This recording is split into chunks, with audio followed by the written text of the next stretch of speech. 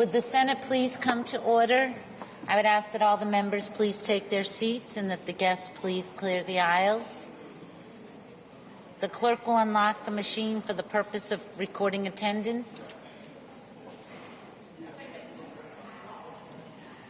Have all senators indicated their attendance?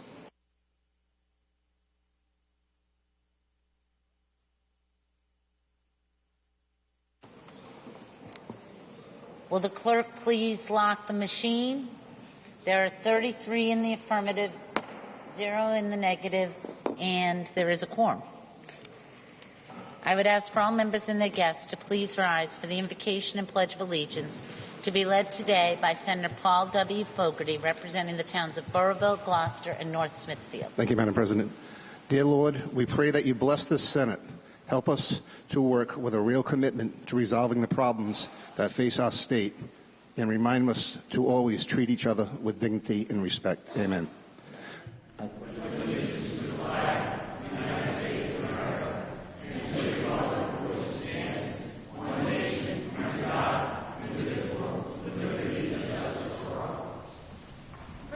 Business is the reading of the previous day's journal. Madam President, will the clerk please read? Senator Fogarty. I move that further reading of the journal be dispensed with and the journal be accepted as printed. There being no objection, so ordered. The next order of business is the introduction of guests. Are there any guests present? Senator Calkin. Thank you, Madam President. To you and through you and to the members of the Senate, it is my pleasure to introduce a couple of friends of mine that came out today. Please proceed, Senator. Thank you. I'd like to introduce you to Capri Catanzaro and Enzo Cuzillo. And they are friends of mine that worked on my campaign, and very happy to have them here today. They are both young people who are very involved in politics, and I think they're going to be some bright future faces here in the state. So I'd like to introduce you all to them. Thank you.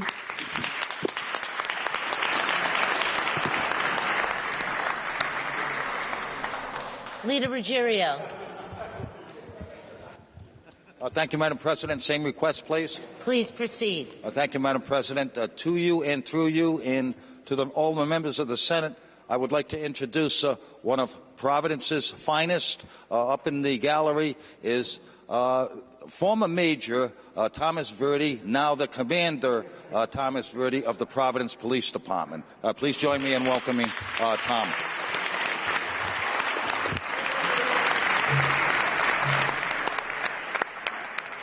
Are there any other introductions? The next order of business is committee reports and communications. From Chairman Daniel DuPont, please be advised and let the record reflect that I will be absent from the chamber on Thursday, January 19th, 2017, due to a work commitment. Would you kindly record the same in the journal?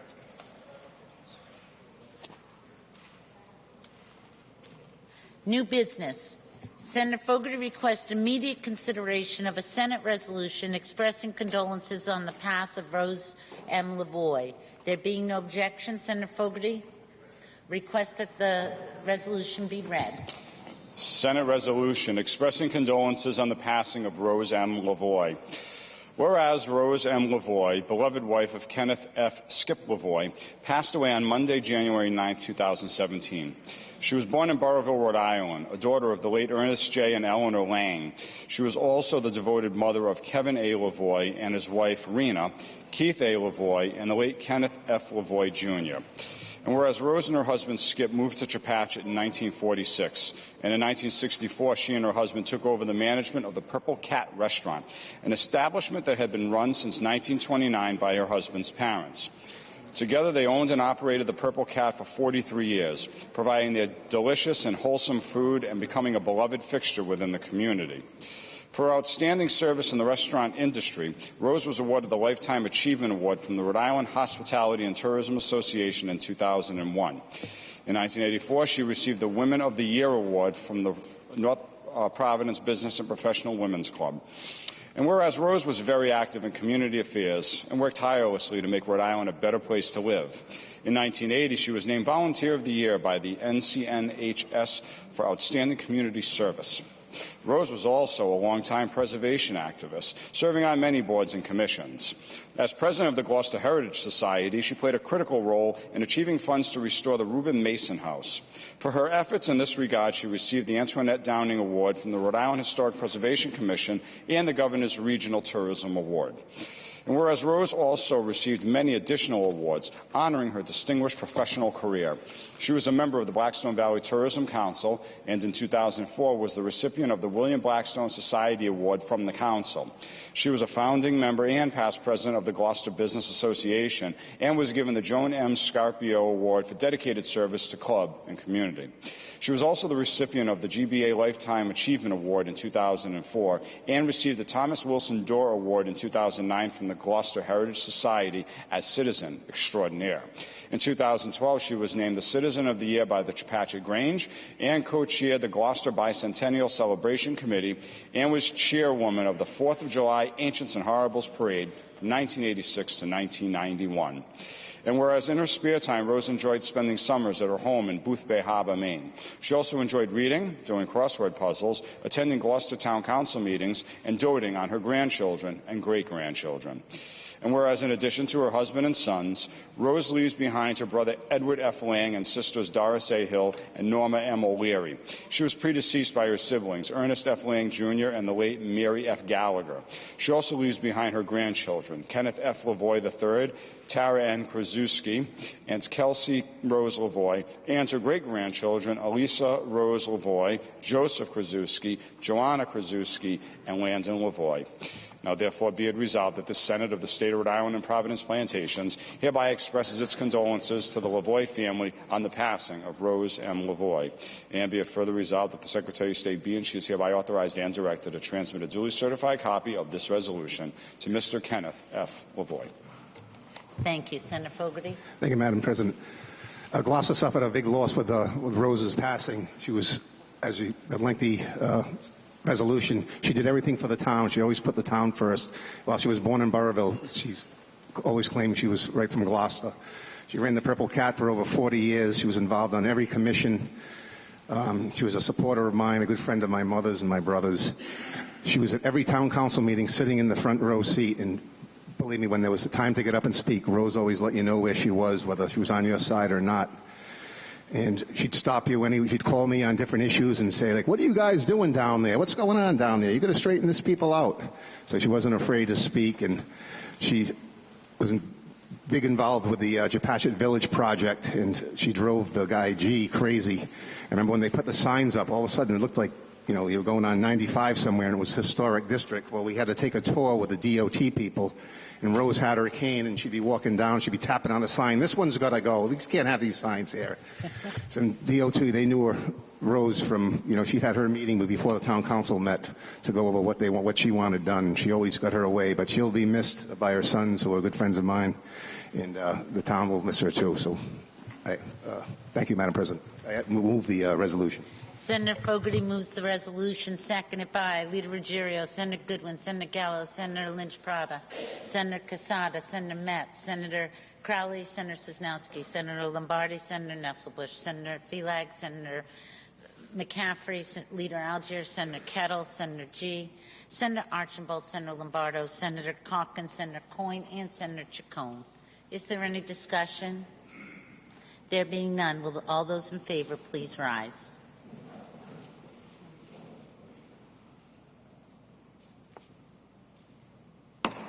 The resolution passes and will be left on the desk for signatures. The next order of business is approval of today's consent calendar.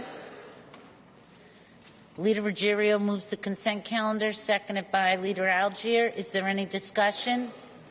There being none, will the clerk please unlock the machine? Shall the consent calendar be adopted? Will the clerk please lock the machine? 35 in the affirmative, 0 in the negative, and the consent calendar is adopted. The next item of business today is the regular calendar. Item number 1, the appointment of Colonel Ann C. Asumpico, Vicing Colonel Stephen O'Donnell, Director of Public Safety. Chairman McCaffrey. Thank you, Madam President, ladies and gentlemen of the Senate. The Senate Judiciary Committee has met and conducted a hearing on the appointment of Colonel Anna Osumpico as the Director of Public Safety. The Department of Public Safety is responsible for the management and administration of the Office of Capitol Police, the State Fire Marshal's Office, E911 Emergency Telephone, Rhode Island State Police, the Municipal Police Training Academy, and the Department of Sheriffs. The Director of that department is responsible to provide a strategic leadership and direction for the department, coordinate the administration of the department, serve as the liaison and advisor to federal policymakers on public policy relative to safety issues, resolve administrative and jurisdictional conflicts within the division, and conduct independent reviews of state public safety programs. In the Colonel, we have a woman who has a bachelor's in science from Roger Williams University, a master's in science from Salve University. The Colonel has a vast experience in law enforcement. In addition to being in the state police for a number of years, she was previously a correctional officer at our ACI from 1997 to 1985, and after that was a police officer in the town of Coventry from 1985 to 1992. While in the state police, she has moved up the chain of command to her current position, working in different posts with different responsibilities along the way. It was learned through testimony that not only is Colonel Osumpico the first female colonel of our Rhode Island State Police, but she is the first female colonel to lead any state police agency within our country. Reviewing her resume, meeting with the colonel, and talking with others, it is clear that she has the varied experiences that will allow her to lead the Department of Public Safety.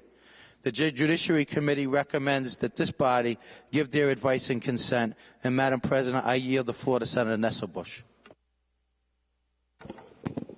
Senator Nesselbush. Thank you, Madam President. Ladies and gentlemen of the Senate, I rise this afternoon to support the nomination of Ann Osumpico as Colonel of the Rhode Island State Police. I first met Ann about 30 years ago on the rugby fields of Providence. She was tough then, but she's tougher now, galvanized by a 40-year career in law enforcement, yet tempered by a huge heart and generous spirit. Times were obviously different 40 years ago, but Ann always persevered. She learned from the tough times and rose above to where she is today, poised to be the first female colonel of the Rhode Island State Police. Trooper Osumpico has walked the walk and talked the talk.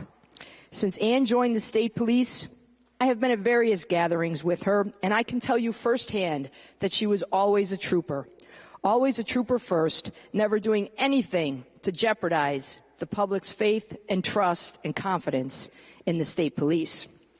Trooper Osumpico moved steadily through the ranks, earning the respect and admiration not only of her peers, but also of the command staff.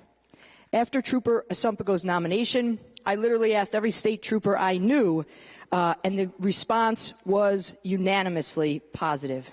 She is a strong leader and an award-winning and nationally recognized in the martial arts. Ladies and gentlemen of the Senate, there is no question that we live in trying and uncertain times. Diversity and the commitment to treating everyone with kindness, dignity, and respect is more important than ever. Trooper Osumpico has the experience, skill, compassion, and grit to diversify the state police force more than ever before, yet ensuring not only that it represents the diversity of our state, but also that it maintains the standards, the highest standards of skill, acumen, and integrity necessary to protect our state and its citizens and residents. The state of Rhode Island and its people are surely in safe and excellent hands with Trooper Osumpico. And ladies and gentlemen, I now yield to my illustrious colleague from Barrington for further comments. Senator Coyne. Thank you, Madam President and Senator Nesselbush. As a retired member of the Rhode Island State Police, I'm very proud to support the confirmation of Colonel Ann Osumpico as the Director of Department of Public Safety.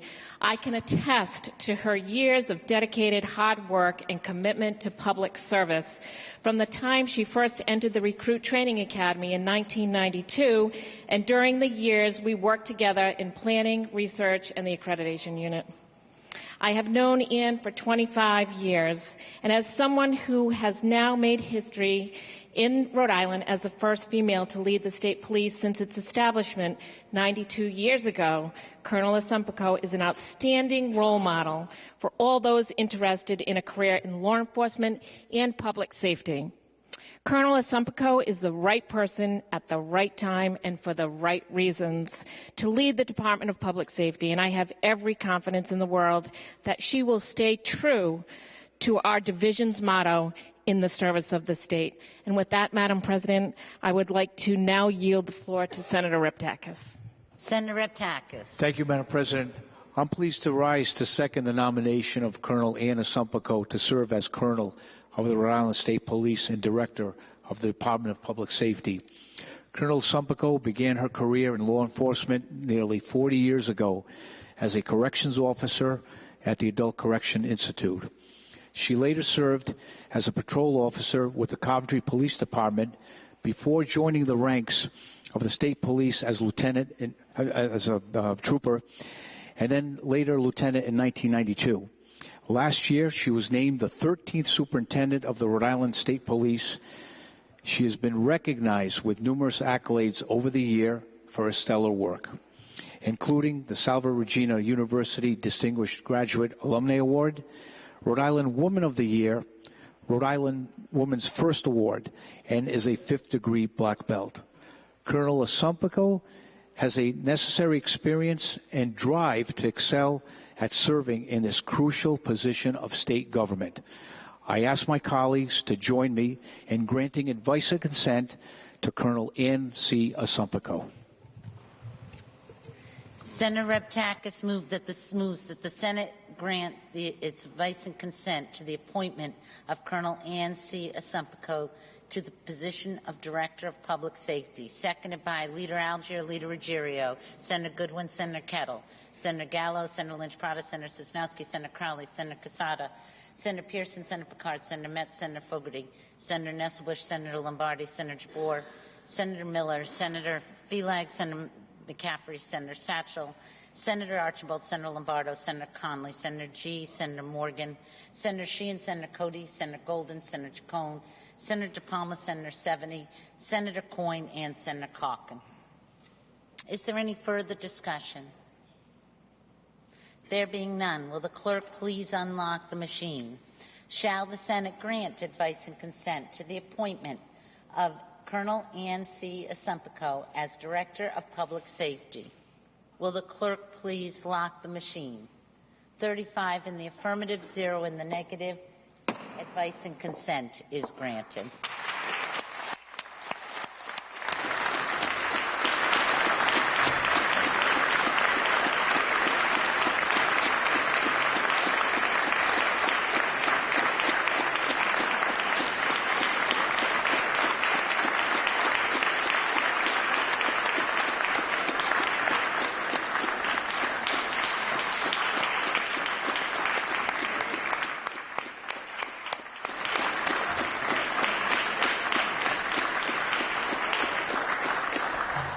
Senator Reptakis. Thank you, Madam President. Can we revert back to introduction of guests? Certainly. Madam President, to you and through you to the members of the Rhode Island State Senate, it is my pleasure to introduce my constituent, Ann C. Asumpico, Colonel of the Rhode Island State Police and Rhode Island Public Safety Director.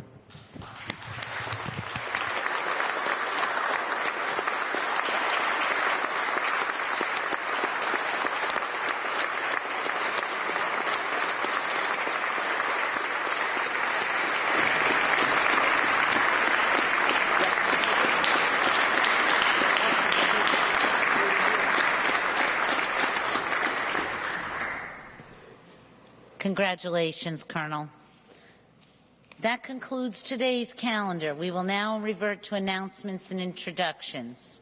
Are there any further announcements and/or introductions? Senator Jabor. Thank you, Madam President. An announcement, please. Please proceed. Judiciary will meet at the Rise in Room 313 for a very important meeting this evening. Thank you, Senator. Are there any other announcements? There being none, is there any objection to transmitting adopted resolutions to the Honorable Secretary of State All matters passed by the Senate to the Honorable House of Representatives, and all matters passed in concurrence to Her Excellency the Governor. Hearing none, so ordered. The desk is now clear of business. Madam Whip. Thank you, Madam President. If there's no further business to come before the Senate this afternoon, I'll yield the floor to Senator Fogarty for purposes of adjournment. Senator Fogarty. Thank you, Madam President. I ask that the Senate today adjourn in memory of Rose M. Lavoie. Senator Fogarty moves that the Senate adjourn today in the memory of Rose M. Lavoie, seconded by Senator Kettle, Senator Goodwin, and many others. All those in favor, please rise.